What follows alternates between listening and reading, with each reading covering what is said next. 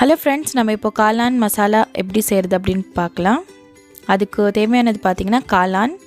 So காளான் பார்த்திங்கன்னா நான் 100 கிராம் எடுத்துருக்கேன். அது குட்டி குட்டியாக கட் பண்ணி நல்லா வாஷ் பண்ணி வச்சுருக்கேன் சுடு தண்ணியில். இது சுடு தண்ணியில் வாஷ் பண்ணணும்.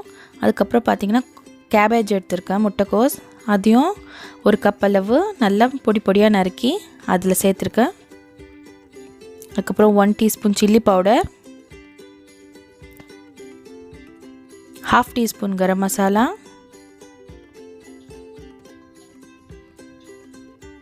1 டீஸ்பூன் சால்ட்,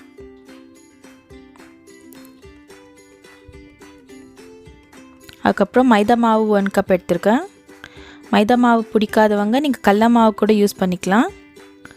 அதுக்கப்புறம் சோள மாவு கார்ன்ஃப்ளோர் 1/4 கப் எடுத்திருக்கேன். சோள மாவு இல்லைனாக்கா அரிசி மாவு கூட நீங்கள் யூஸ் பண்ணிக்கலாம். அதுக்கப்புறம் 1 teaspoon ginger garlic paste. So நல்லா ஆட் பண்ணி மசாலா நல்லா மிக்ஸ் பண்ணிக்கோங்க. ஃபஸ்ட்டு தண்ணி ஊற்றாத முன்னாடி நீங்கள் மசாலா நல்லா மிக்ஸ் பண்ணிங்க அப்படின்னாக்கா உங்களுக்கு தெரியும் எவ்வளோ தண்ணி தேவைப்படும் அப்படின்னு சொல்லி. இதுக்கு அவ்வளோவா தண்ணி தேவைப்படாது. ஃபஸ்ட்டு நீங்கள் நல்லா ஆட் பண்ணிட்டு மசாலா மிக்ஸ் பண்ணிவிட்டு அதுக்கப்புறம் தண்ணி ஆட் பண்ணணும். தண்ணி கொஞ்சம் ஆட் பண்ணுங்கள். ஆட் பண்ணி நல்லா இந்த மாதிரி பிசைஞ்சிட்டு அப்புறம் பார்த்திங்கன்னா உங்களுக்கு எவ்வளோ தண்ணி தேவைவோ அப்படி அவ்வளோ ஆட் பண்ணிக்கலாம். ஸோ இந்த மாதிரி இருக்கணும், இந்த பதத்தில் இருக்கணும். எப்படி நீங்கள் பஜ்ஜி போண்டா பக்கோடா செய்கிறீங்களோ அதே மாதிரி தான். என்ன சூடானதோ இது நம்ம ஃப்ரை பண்ணணும்.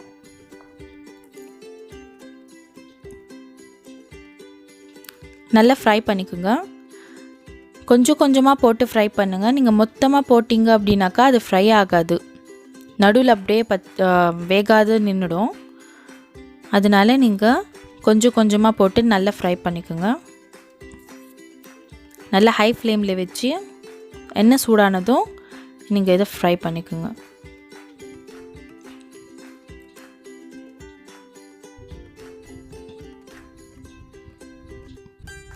ஸோ ஃப்ரை ஆயிடுச்சு. இந்த மாதிரி கோல்டன் ப்ரௌன் வந்த உடனே நம்ம இதை வெளியே எடுத்துடலாம். இது அப்படியே ஒட்டின்னு இருக்குது அப்படின்னு சொல்லி ஒன்றும் கவலை பண்ண வேண்டாம். எப்படியும் நம்ம எல்லாம் ஃப்ரை பண்ணிட்ட அப்புறமா இதை பிச்சு போட்டு தான் செய்ய போகிறோம்.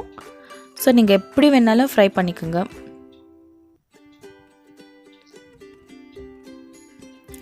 இப்போ நான் செகண்ட் பேட்சில் ஃப்ரை பண்ண போகிறேன். இதே மாதிரி நான் 3 பேட்சஸில் ஃப்ரை பண்ணியிருக்கேன். கொஞ்சம் கொஞ்சமாக போட்டு மொத்தமாக சேர்த்துட்டா ஃப்ரை ஆகாது. அதனால் நான் 3 பேட்சஸில் கொஞ்சம் கொஞ்சம் ஆட் பண்ணி ஃப்ரை பண்ணி வச்சுருக்கேன்.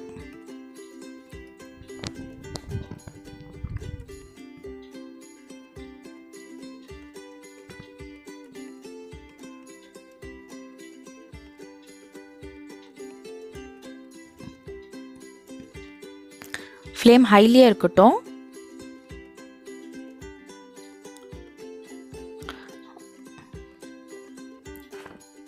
ஸோ ஃப்ரை ஆயிடுச்சு. நம்ம இது எடுத்துலாம் வெளியே.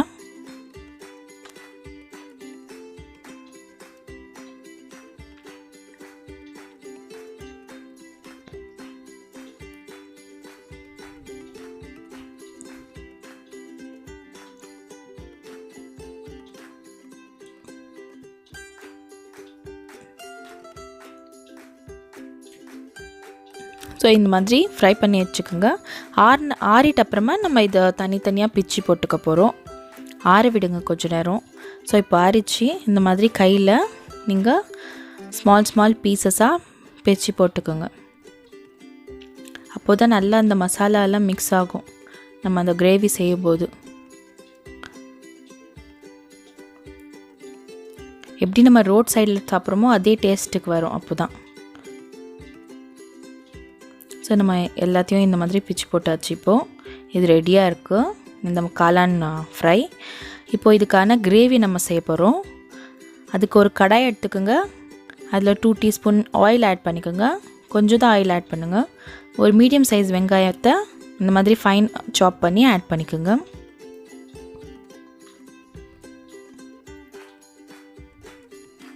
இதுக்கு அவ்வளோவா ஆயில் தேவைப்படாது. கொஞ்சம் 2 டீஸ்பூன் ஆட் பண்ணாலே போதும்.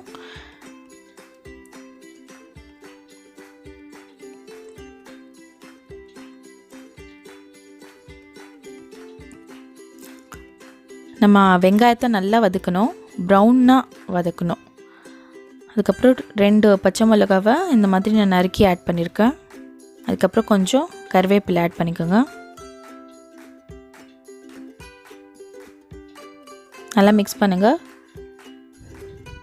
ஆனியன் ப்ரௌன் ஆகிற வரைக்கும் நல்லா நம்ம இது வதக்கணும்.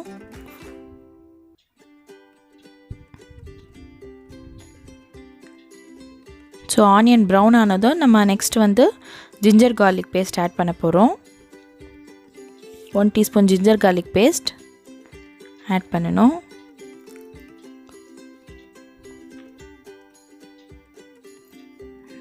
இதோட பச்சை ஸ்மெல் போகிற வரைக்கும் நல்லா நீங்கள் ஃப்ரை பண்ணிக்கோங்க. நல்லா ஃப்ரை பண்ணுங்கள் பச்சை ஸ்மெல் போகிற வரைக்கும். பச்சை ஸ்மெல் போயிட்ட அப்புறமா தான் நம்ம மசாலாஸ் ஆட் பண்ணணும். 1 டீஸ்பூன் சில்லி பவுடர், அதுக்கப்புறம் 1/2 டீஸ்பூன் மல்லித்தூள், கொரியாண்டர் பவுடர், 1 டீஸ்பூன் சால்ட், அதுக்கப்புறம் 1 டீஸ்பூன் பெப்பர் பவுடர் ஆட் பண்ணி நல்லா மிக்ஸ் பண்ணிக்கோங்க. மிக்ஸ் ஆனதும் நம்ம டொமேட்டோ கெச்சப் ஆட் பண்ணணும். Tomato ketchup 2 tablespoon tomato ketchup add பண்ணிக்கோங்க. சப்போஸ் உங்கள் வீட்டில் டொமேட்டோ கெச்சப் இல்லை அப்படின்னாக்கா நீங்கள் தக்காளி அரைச்சி கூட ஊற்றிக்கலாம். இல்லைனா ஸ்மால் பீசஸாக கட் பண்ணி கூட ஆட் பண்ணிக்கலாம். அதுக்கப்புறம் 1/4 டீஸ்பூன் சோய் சாஸ்,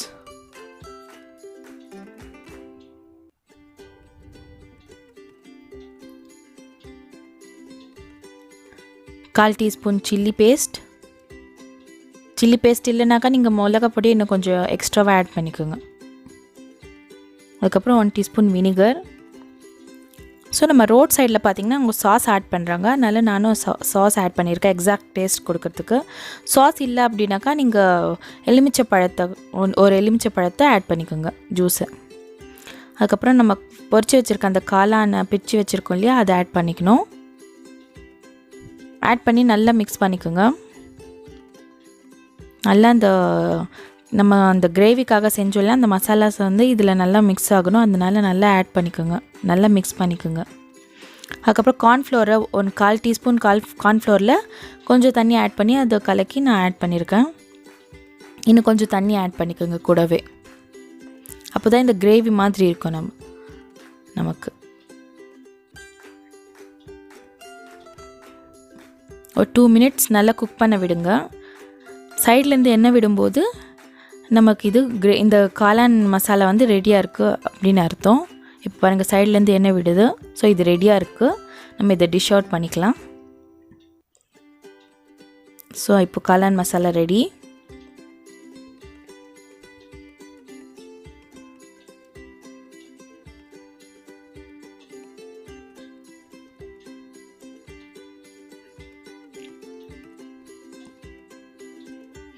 இதில் கொஞ்சம் ஆனியன் ஆட் பண்ணி சாப் பண்ண ஆனியன்ஸை மேலே ஆட் பண்ணி கார்னிஷ்காக ஆட் பண்ணியிருக்கேன். நீங்களும் ஆட் பண்ணிக்கோங்க. நல்ல டேஸ்ட்டாக கூட இருக்கும் இது அதோட சேர்த்து சாப்பிடும்போது.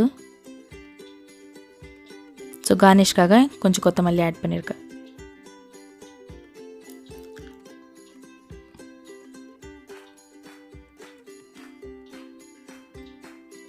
சுவையான காளான் மசாலா ரெடியாக இருக்குது. சுட சுட நீங்கள் சாப்பிட்லாம். இது எக்ஸாக்டாக எப்படி ரோட் சைடில் கிடைக்குதோ அதே டேஸ்ட்டில் தான் இருக்கும். என்னோடய ரெசிபி உங்களுக்கு பிடிச்சிருந்துச்சு அப்படின்னாக்கா கண்டிப்பாக லைக் பண்ணுங்கள், ஷேர் பண்ணுங்கள், கமெண்ட் பண்ணுங்கள், மறக்காமல் சப்ஸ்கிரைப் பண்ணிவிடுங்க. தேங்க்ஸ் ஃபார் வாட்சிங் மை வீடியோ.